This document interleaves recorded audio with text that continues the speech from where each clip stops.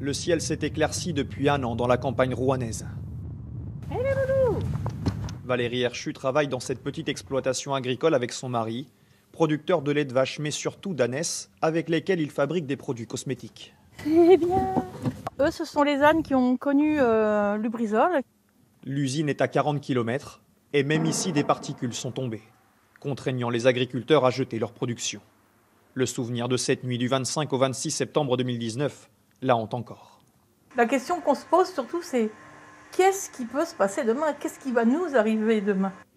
De cet événement, Valérie Herchu avait retenu une promesse, celle du géant industriel, qui s'engageait en octobre dernier à créer un fonds de solidarité de 50 millions d'euros pour les agriculteurs qui ont dû stopper ou jeter leur production.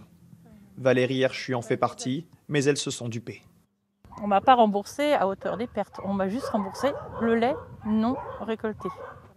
800 € au lieu des 7 000 qu'elle avait demandé. L'équivalent de ce qu'elle estimait pouvoir gagner avec la vente des cosmétiques à base de lait d'ânesse.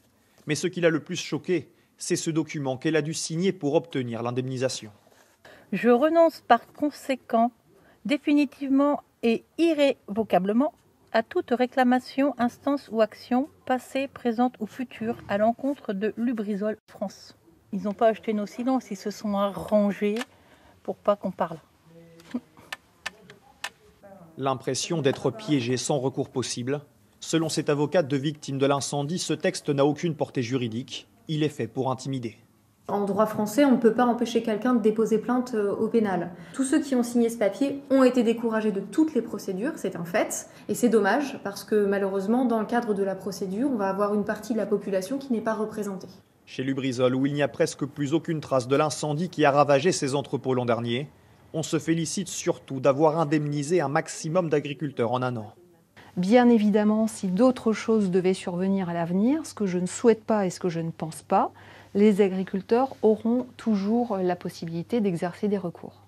Selon l'industriel, 95% des 2000 demandes d'indemnisation reçues ont déjà été traitées.